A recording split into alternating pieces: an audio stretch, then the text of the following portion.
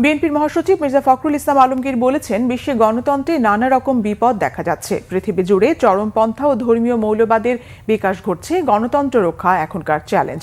বুধবার দুপুরে ঠাকুরগাঁওয়ের নিজ বাসভবনে সাংবাদিকদের তিনি কথা বলেন। মির্জা ফখরুল আলো বলেন, নির্বাচন ও সংস্কার নিয়ে বিএনপিকে টার্গেট করে অপপ্রচার করা হচ্ছে।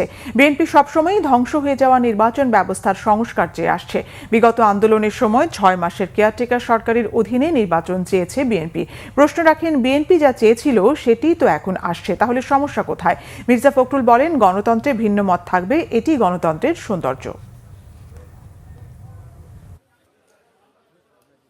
আমরা কখনোই এই কথা বলিনি, প্লিজ লিসেন, আমরা কখনোই এই কথা বলিনি যে আগে নির্বাচন তারপরে সংস্কার।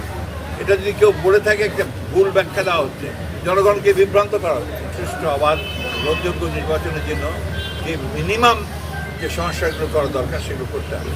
যেমন নির্বাচন ব্যবস্থা কেন্দ্রিক যে সংস্কার, অর্থাৎ নির্বাচন কমিশন, নির্বাচনের ব্যবস্থা, এটা করতে হবে।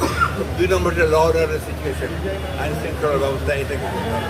3 নম্বর যে জুডিশিয়াল রিফর্ম, এটা অবশ্যই করতে হবে। এই 3টা একেবারে মাস্ট। সরকার 6টা রিফর্ম কমিশন করেছে। 6টা রিফর্মের মধ্যে সবচেয়ে বেসিক ইম্পর্টেন্ট রিফর্ম হচ্ছে এই 3টা। এই 3টা আমরা করতে বলেছি।